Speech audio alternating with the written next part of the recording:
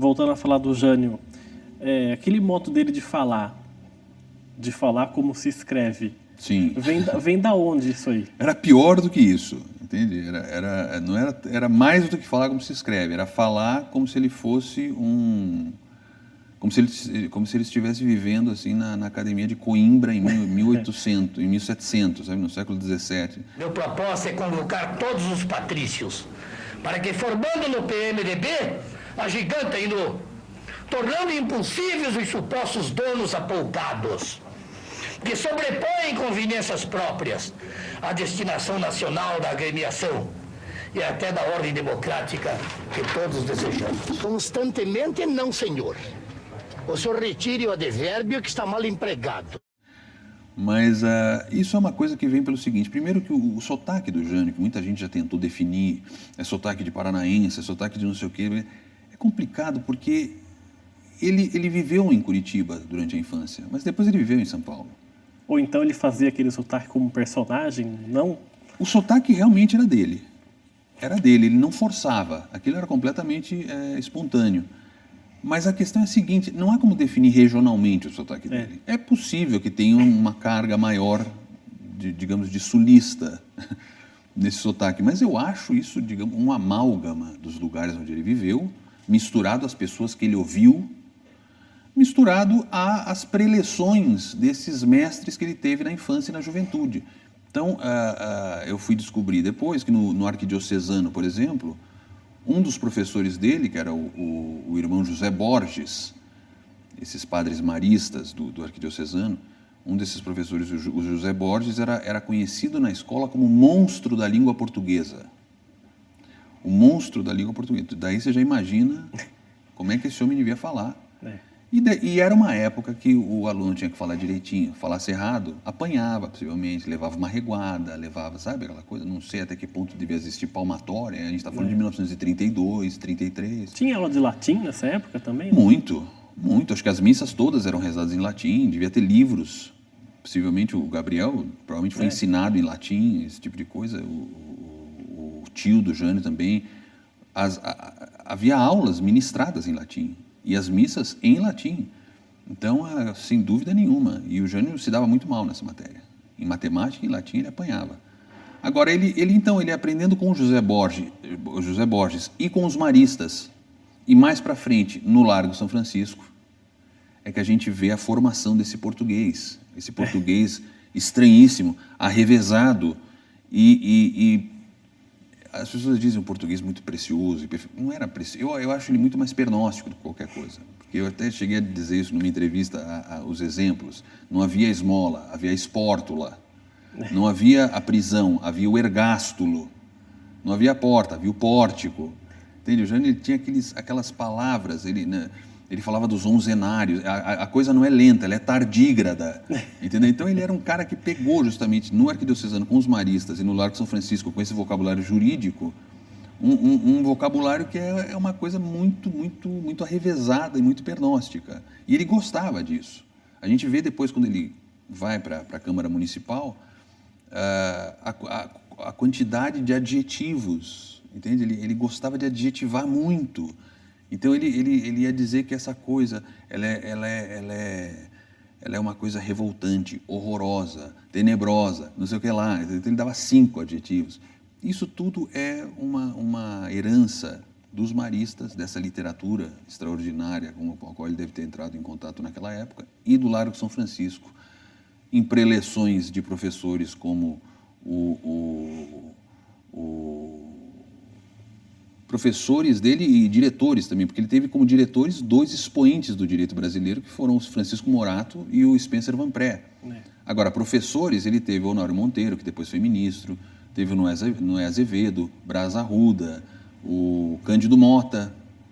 E nessas preleções, nessas aulas, ele deve ter aprendido, né? Tudo isso, deve ter aurido esse português extraordinário que ele tinha. Para você, na sua opinião, ele é um personagem injustiçado no Brasil? As pessoas, quando falam dele, falam assim, sempre depreciativamente, assim, que ele era um alcoólatra, ele era não sei o quê? Eu acho uma pergunta muito boa, porque as pessoas às vezes pensam que o biógrafo é procurador do biografado. Então, sabe aquela coisa? Então você vai ter que responder por aquilo que ele fez. Não é esse o caso.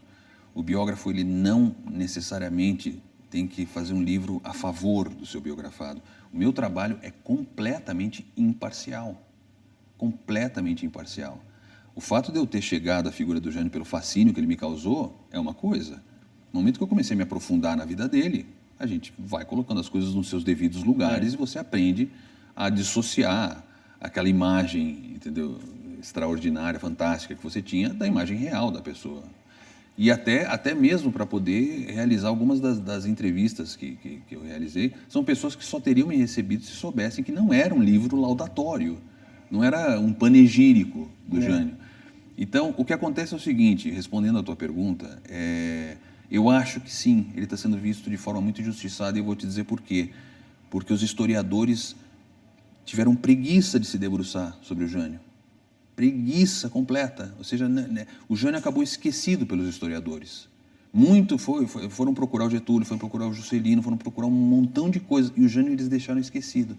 Porque o Jânio tinha sido presidente durante 7 meses, então vamos deixar para lá. Aí o que aconteceu? Só o que ficou foi a palavra dos ressentidos, dos invejosos, dos inimigos, dos adversários. Gente que começou... que resolveu escrever sobre ele na década de 80 e que pertenciam a partidos que eram contrários ao do Jânio, que eram coisa fica amarrado. Tudo, não tem credibilidade. Então, quando eu fui justamente varejar essa literatura, essa bibliografia acerca do Jânio, o meu choque foi esse. Até mesmo aquele fato que nós estávamos comentando antes da gravação sobre o debate de 82, quando o Jânio fala do livro do Carlos Lacerda, ele acabou sendo vítima disso depois. Porque o Montoro, nesse debate, ele quis fazer o quê? Ele quis usar uma citação do livro do Carlos Lacerda para atacar o Jânio. Mas é evidente que um livro do Carlos Lacerda, que era um arqui-inimigo do Jânio, depois da renúncia, não contava, não tinha credibilidade. Então, quando eu li os livros a respeito do Jânio, eu falava, mas essa pessoa pertencia a um partido que era antagônico ao Jânio. Sabe, naquela mesma época mesmo, quando o Jânio ainda estava na política, já havia esse tipo de coisa, então eu falei assim, não pode, essa pessoa é contra, essa pessoa é parente de não sei quem, essa pessoa é de não sei aonde, quer dizer, sabe? Então, eram livros que não tinham credibilidade. Então, ele foi injustiçado. Eu acho que ele foi injustiçado. E você não fica com receio, nessa época de muitos processos, por exemplo, alguém da família do Jânio proibir a circulação do livro por alguma informação que você tenha escrito? Olha, a família do Jânio é a primeira a incentivar a publicação do livro. Justamente porque eles desejam que a figura do Jânio seja retirada desse poço de anedotário onde ela se encontra. A ideia de que o Jânio foi isso, um palhaço, um alcoólatra, um sujeito que não teve absolutamente nenhuma contribuição, nem para São Paulo, nem para o Brasil, se fixam na renúncia que foi, de fato, uma tragédia e a pior catástrofe da história republicana, mas esquecem que existe toda uma contribuição dele como vereador, como deputado, como prefeito 2 vezes e como governador. Então a família teve muito interesse de que esse trabalho fosse feito. Agora, sim, houve um momento em que eu tive que deixar muito claro para todos, especialmente para a filha do Jânio, para as netas do Jânio, de que eu ia ter que tratar de assuntos pessoais que são desagradáveis, mas que esses assuntos seriam tratados sempre que tivessem algum tipo de relação com a vida pública do Jânio. E isso aconteceu tanto na época do pai dele, quanto aconteceu depois com a filha dele. E a única coisa que eu dizia nesse caso era que o assunto seria tratado com absoluta honestidade, sem que se escondesse coisa nenhuma, mas ele ia ser tratado com bom senso e com bom gosto. Ia ser passado a limpo, né? Ia ser passado a limpo, exatamente. Não vamos falar nem com sensacionalismo e nem chapa branca. Vamos contar precisamente o que aconteceu. E eu entrevistei a Tutu durante 5 dias. Eu fiquei nos Estados Unidos entrevistando a filha do Jânio Dirce, Tutu Quadros, durante 5 dias. Ela foi de uma honestidade absoluta comigo, foi de uma sinceridade total. Havia momentos em que eu me impressionava, inclusive, com isso. E uma das coisas que mais me marcou foi justamente um momento em que eu falei, Dona Dirce, eu vou utilizar isso que a senhora está dizendo. Porque ela me contou coisas extraordinárias e coisas muito, muito graves do pai, da família e de tudo mais. E eu falei, eu vou utilizar o que a senhora está dizendo. Ela falou assim, pode utilizar, só não vá mentir. Então, é uma coisa que, para mim, isso é o que eu precisava. Uma carta branca da família para eu dizer a verdade. Então, o momento que o assunto é tratado com bom senso, com honestidade, imparcialidade e sem o sensacionalismo, eu acho que a gente consegue se aproximar da história e aí não há medo de processo, porque tudo que a gente faz é baseado em informação idônea. A primeira eleição dele foi a de vereador na década de 40, né? Foi. E tem alguns... Aí vem de novo aquelas dúvidas. Algumas publicações dizem que ele era suplente e assumiu depois. Outras falam que ele assumiu diretamente. Como é que foi isso? É muito bom que você pergunte isso. Também é outro assunto que é um erro tenebroso que nós vemos os escritores de pouco critério escrevendo sobre o Jânio pela rama, sem conhecimento, pesquisando só aquilo que já estava ali, ou seja, pegando como base livros que já existiam sem fazer pesquisa em jornal. E eu me lembro que o Dr. Décio Grise, que foi vereador junto com o Jânio naquela época, que foi, aliás, o primeiro a me dizer, falei assim, escuta, você sabe que o Jânio foi eleito, né? Não tem nada disso que ele foi suplente. E ele me mostrou o Diário Oficial. Mais tarde eu fui ver que não era só o Diário Oficial. Qualquer jornal tem essa informação. A eleição municipal, a eleição para a Câmara dos Vereadores naquela época era da maior importância. Então os jornais iam estampar isso com a maior precisão. O que acontece é o seguinte, o Jânio ele viveu todo o período de redemocratização de 45. Foi o período em que acabou a ditadura do Estado Novo, Getúlio foi deposto, e houve uma Constituição Federal, uma Constituinte Federal em 46, e uma Constituinte Estadual em 47, que marcou as eleições para a Câmara em novembro de 47, dia 9 de novembro. Eu vou tentar contar em linhas gerais, porque se trata de um episódio assim que tem muitas ramificações. Mas o que acontece é o seguinte, o Partido Comunista, por conta de declarações do Luiz Carlos Prestes, tinha sido jogado na ilegalidade. Só que os parlamentares comunistas continuaram com seus mandatos. Assim que terminou a ditadura, o Partido Comunista ressurgiu na legalidade e elegeu para a Constituição federal e estadual, ou seja, federal em dezembro de 45 e estadual em janeiro de 47, parlamentares. Em maio de 47, o Partido Comunista foi para a ilegalidade, mas os parlamentares continuaram com seus mandatos. Só que aí o que aconteceu foi que em novembro havia eleição para a Câmara Municipal e os comunistas queriam se candidatar. Só que estavam sem partido. Só que estavam sem partido. Então o que eles fizeram? Eles pediram para entrar na UDN, a UDN não deixou. Pediram para entrar no PDC, o PDC não deixou. Pediram para entrar em todos os partidos, nenhum partido aceitou.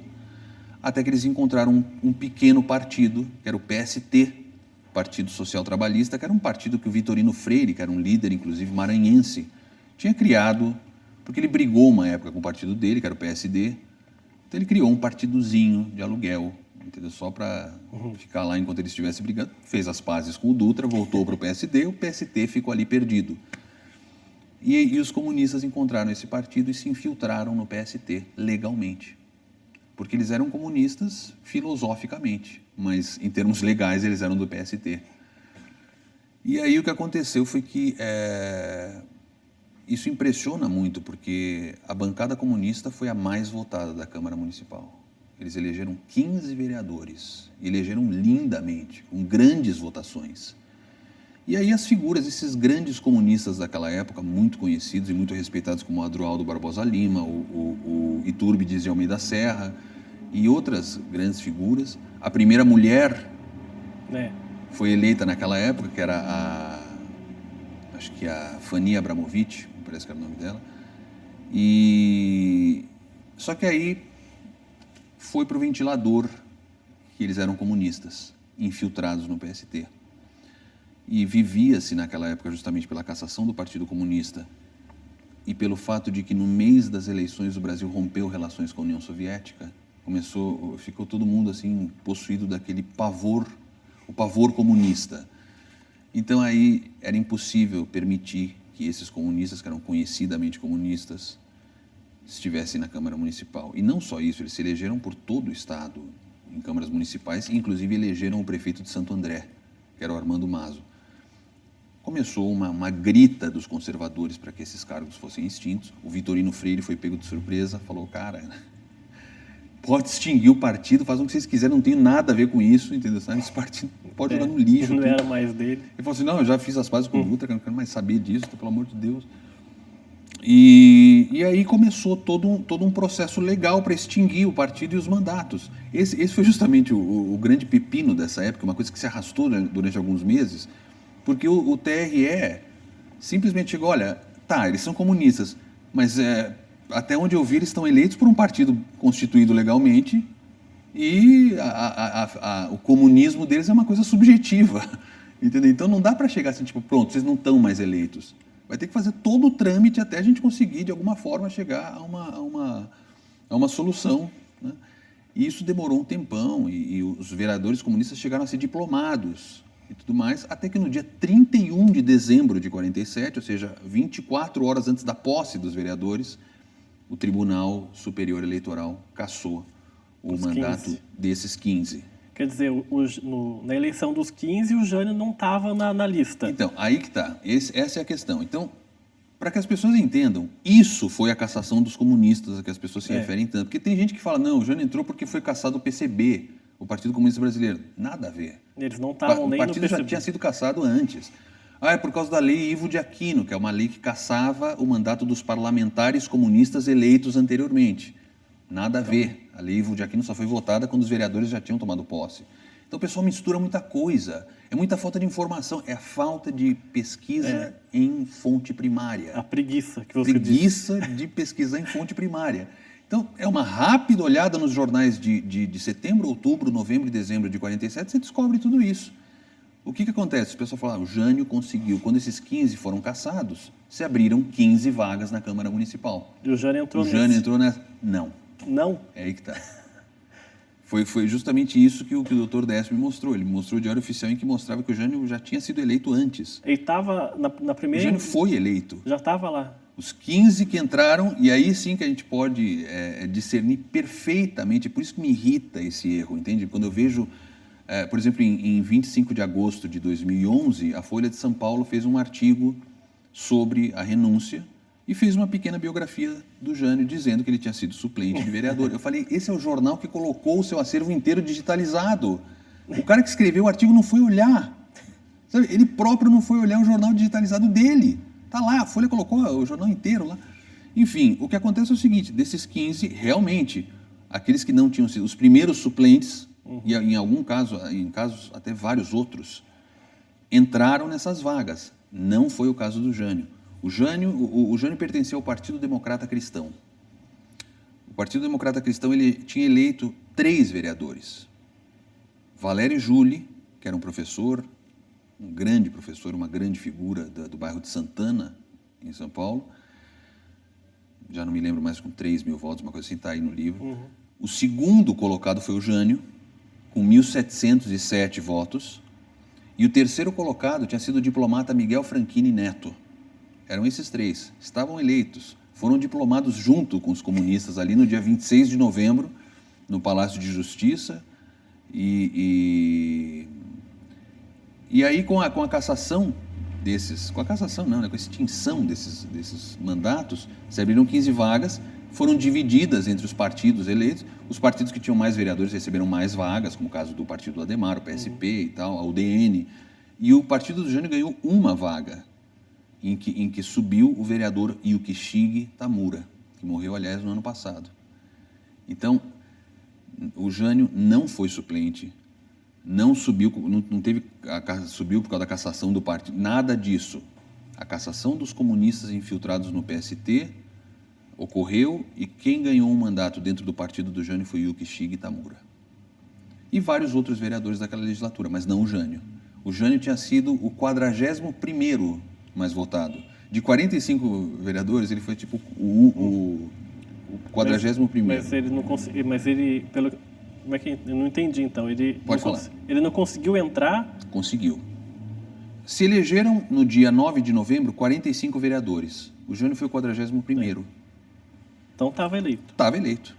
Desses 45, 15 foram cassados, que eram os comunistas infiltrados no PST. O Jânio já estava eleito. Então, para ele que fossem caçados ou não fazia diferença, ele já estava lá. E quando isso aconteceu, as 15 vagas que se abriram, foram divididas entre os partidos da Câmara. E o partido do Jânio recebeu o vereador Yukichi Kitamura. O grande rival do Jânio na política foi o Adhemar de Barros? Foi o Adhemar de Barros. O grande rival do Jânio porque o Adhemar ele era mais velho do que o Jânio, 15 anos, já estava na política quando o Jânio entrou. O Adhemar é outro, que a gente não precisa entrar no mérito do que ele foi, mas foi um grande político, um cara extraordinário. E é um cara que tinha sido deputado estadual em 34, tinha sido interventor já em São Paulo em 38, e tinha sido expulso da interventoria a pontapés por corrupção em 41, e depois, com a redemocratização, ele se candidatou a governador em 47 e ganhou. E quando o Adhemar tinha ganho essa eleição e voltava ao governo pela segunda vez, o Jânio se elegeu vereador. E já na Câmara Municipal, ele começou a atacar o Adhemar, que era governador. Não só pelos desmandos do Adhemar, mas porque naquela época o São Paulo ainda estava sob o que se chamava a Lei de Segurança, que transformava São Paulo, Santos e outras cidades em base estratégica, então nós não podíamos eleger prefeitos, de maneira que o prefeito ficava sob a nomeação do governador. Então, o Adhemar é que nomeava os prefeitos que ele quisesse, e ele transformou a prefeitura de São Paulo num quintal dele. E o Jânio atacava o Adhemar já desde aquela época. Depois, como deputado estadual, ele atacou bastante o Lucas Nogueira Garcês, mas foi uma coisa só daquele momento mesmo. O Adhemar, depois o Jânio se tornou governador, e por um breve período o Jânio foi governador e o Adhemar foi prefeito. Então eles foram obrigados a conviver um com o outro, tentavam se encontrar o mínimo possível. Era uma coisa pessoal mesmo. Era pessoal mesmo, eles tinham um desprezo total um pelo outro, mas nojo mesmo. E houve um episódio em que o Craveiro Lopes, que era o primeiro-ministro de Portugal, ele veio ao Brasil e o Jânio era governador e o Adhemar era prefeito. E naquela época, a visita de um chefe estrangeiro era uma coisa que você ia ter parada, banda de música, sabe, desfile e tudo mais. E o Jânio e o Adhemar foram obrigados a comparecer juntos, e o Craveiro pegou os dois uma hora e falou assim: eu faço questão de uma foto com esses dois líderes e tal, não sei o que lá. E até onde eu sei, eu acho que é a única foto que existe deles dois juntos, porque o Craveiro Lopes obrigou eles a ficarem juntos. Mas mais tarde, o Jânio renunciou, o Adhemar foi para a Europa, morreu inclusive em Paris. Anos depois, de morto o Adhemar, o Jânio falava sobre o Adhemar e falava com saudade, com nostalgia. Não ficou assim aquela coisa amarga, não. Era uma rivalidade, mas era uma rivalidade gostosa ali. Era uma rivalidade gostosa, exatamente. A gente volta, inclusive... Eram os embates. A gente volta àquele fascínio daquela coisa. Aqueles políticos, eles eram fascinantes porque era divertido até mesmo quando havia, sabe, aqueles embates tremendos. Então, o Adhemar e o Jânio eram adversários, mas eles eram como se fossem, sabe, verso e anverso da mesma moeda. Então, o Jânio tinha saudade, nostalgia e se referia respeitosamente ao Adhemar, mais para frente, já na velhice. Antes de a gente entrar no Jânio na presidência, um episódio que pouca gente fala é a eleição dele para deputado em 58 pelo Paraná. Sim. Que ele foi eleito, só que ele nem chegou a exercer o mandato. Sim. Como é que foi essa eleição? O Jânio era mais como Getúlio, entende? Era uma coisa mais de caudilho, ele gostava mais do poder. Entende? Dinheiro não dizia nada para ele gostava do poder. Ele gostava de viver bem, mas ele não era um cara que ostentava. O Jânio era fundamentalmente um cara simples, que era o que ele realmente era. Ele era um cara que veio da pobreza.